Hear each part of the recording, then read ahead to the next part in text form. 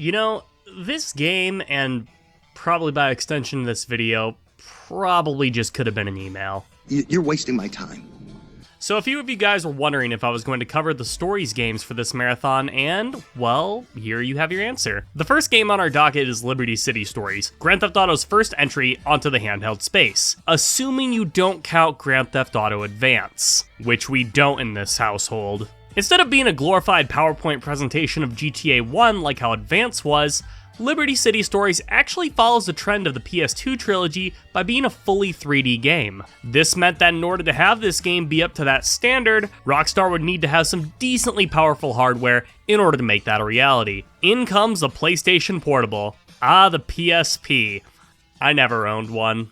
Nope, I was a Nintendo DS kid growing up. So while I saw the Sony ponies playing Crisis Core or Peace Walker or Ghosts of Sparta, I was sitting atop my throne playing games like Sonic Chronicles and Metroid Pinball and Cory in the House.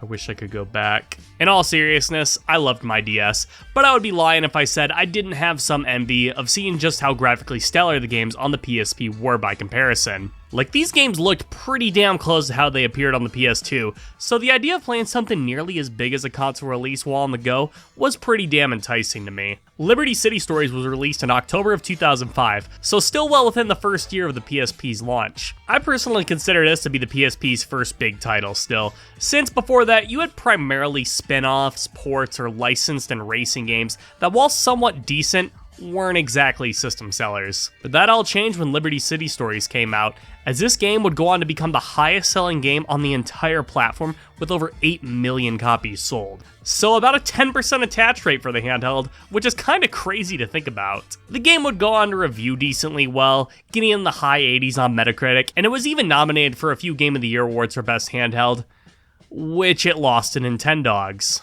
Let that be a sign of things to come. I kid, this game is pretty decent for the most part, if a little on the forgettable side. When I first saw this game growing up, I was actually under the impression that this was just a port of GTA 3 to the PSP, so I never really had any interest in this game in myself. But no, this was technically a full-fledged entry in the series, even though in a few ways, it doesn't really feel like it. So yeah, the review can pretty much be summed up as, if you like the improvements that Vice City brought to the formula, but you want to see how they would feel in GTA 3, play Liberty City Stories. But that's all the time I have for you guys today. Thank you for watching. What was your favorite memory of Liberty City Stories? Please be sure to leave your thoughts in the comment section down below.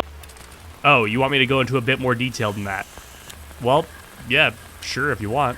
So before we hop into this review, let me just say that I'm playing the PS2 version of this game on an emulator for this video. There was this sort of mini trend where a few games that launched on the PSP eventually had upscale PS2 versions come out, including the 2 GTA games, as well as the Jak and Daxter and Ratchet & Clank PSP releases, for a few examples. It's the same exact game, but there are a couple of very minor differences between these versions. The main things you have to take note of are the visuals are a bit more bright on the PSP version, even if the resolution was worse. The frame rate was a little bit more stable on the portable version.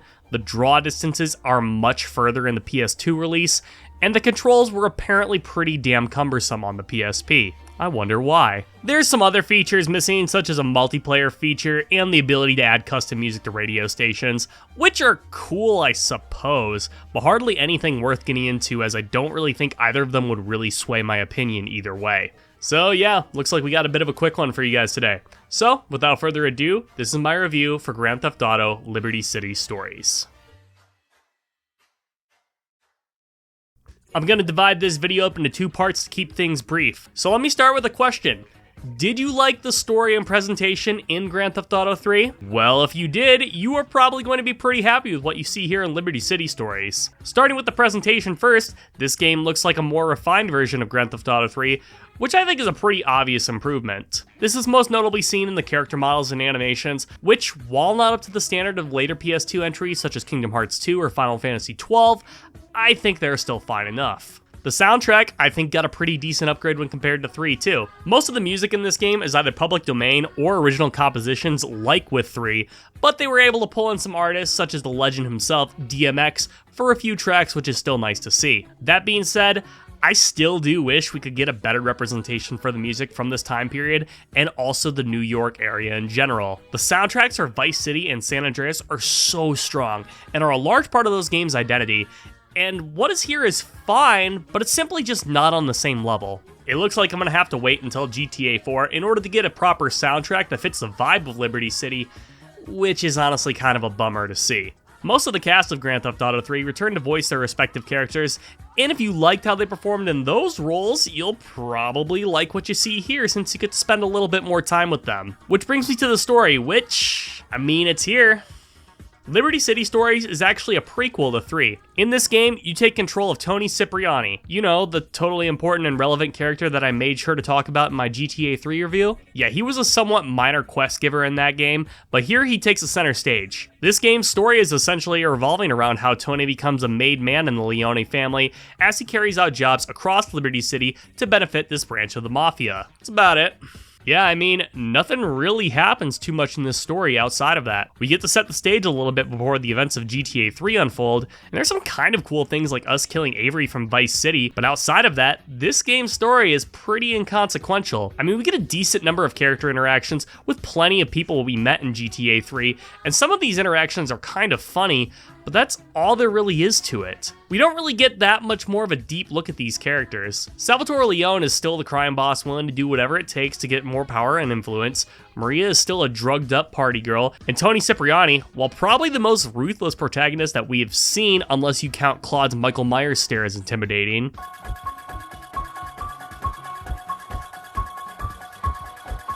is honestly kind of a bore. You know, for a game that has stories in the title, not a lot really happens here. The story in Liberty City Stories is structured in a way that it almost makes these missions feel like the continuity doesn't really matter, like you're watching a TV show or something, which I kind of get given the game's design was meant to be portable, so being something that you're able to pick up and put down sort of makes sense. But at the same time, after just coming off of San Andreas and Vice City, this definitely feels like a step down for the most part. Like, everything here is entertaining enough to keep me engaged, but since everything is also inconsequential, I don't really care about what happens since I already played 3, so I know exactly what becomes of all these characters. So yeah, the presentation is pretty par for the course, and the story is a little bit on the pointless side, but at the end of the day, these are primarily meant as means to serve the gameplay to the player, which thankfully enough, Liberty City Stories does still do a pretty decent job of.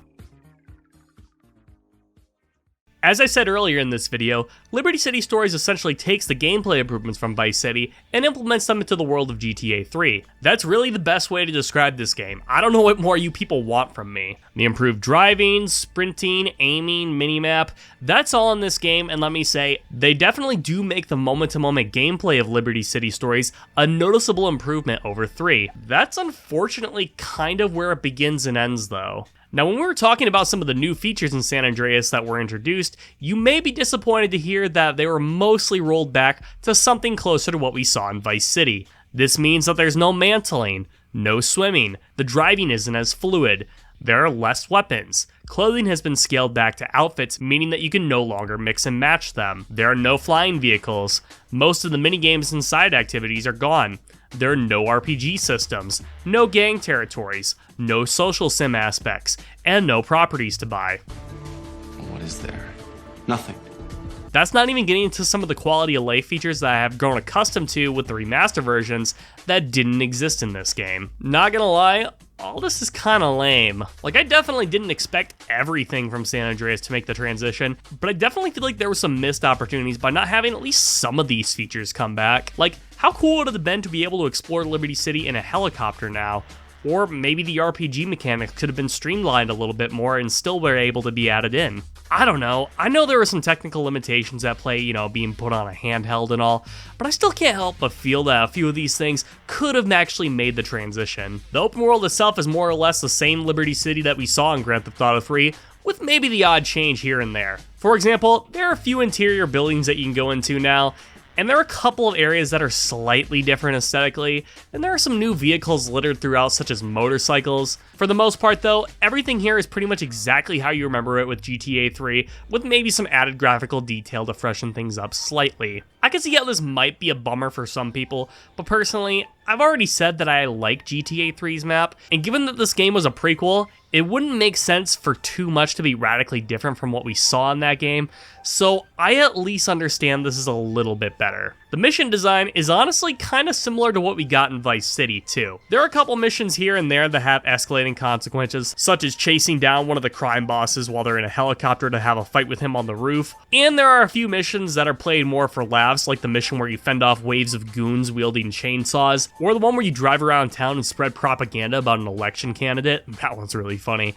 But there aren't very many of the over-the-top ridiculous set pieces that we saw in San Andreas, which again, technical restraints, I get it, still kind of a bummer. Some of the side missions I'll definitely give props to though. Like I like the new chainsaw slasher minigame or the car bike salesman challenges, those are pretty fun.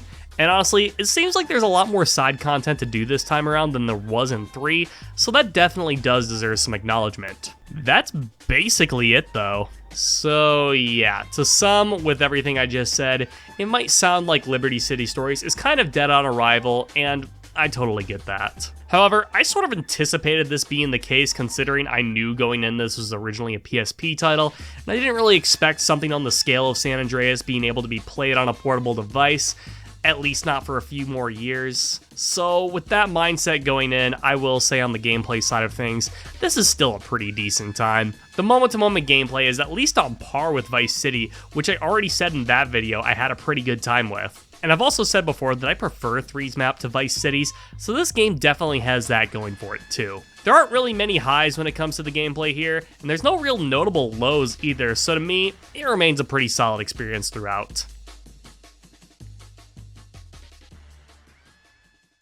Liberty City Stories was honestly kind of a weird one for me to review. Maybe it's because it's the 6th GTA game I've played in a row, maybe it's because the one defining feature being that this game was portable is essentially a non-factor in this day and age, but this game didn't really leave that much of an impression on me. Make no mistake about it, I think this is undoubtedly a good game and in many ways does things better than 3 and even a few things better than Vice City. However, I don't really see anything here that you can't necessarily find in any other Grand Theft Auto game. This is kind of the Applebee's of Grand Theft Auto games. It doesn't do anything new or exciting, and you could probably find a couple things that you like here more than other places, but you also know that there are better options out there, which again, that's okay. The game took what worked in Vice City and brought it into the Liberty setting, which to me, I was still able to find some enjoyment with. It's a pretty damn short game too. I think it took me maybe like 6 to 7 hours to beat, and that was with doing a bit of side content too. So it's pretty low commitment, and it definitely doesn't overstay its welcome. That being said, even if I do think this is probably my least favorite of the 3D entries, I think I could probably recommend this to anyone who enjoyed their time with any of the PS2 games and is looking for a little bit more. I'm imagining that when I jump into Vice City Stories next, it's going to be sort of similar, but I guess we'll have to find out soon enough with that one. Well, that's all the time I have for you guys today. Thank you for watching. What was your favorite memory of Grand Theft Auto Liberty City Stories? Please be sure to leave your thoughts in the comment section down below. And hey, if you enjoyed today's video, maybe consider giving a like and subscribing. Thank you guys again. I'll catch you in the next video.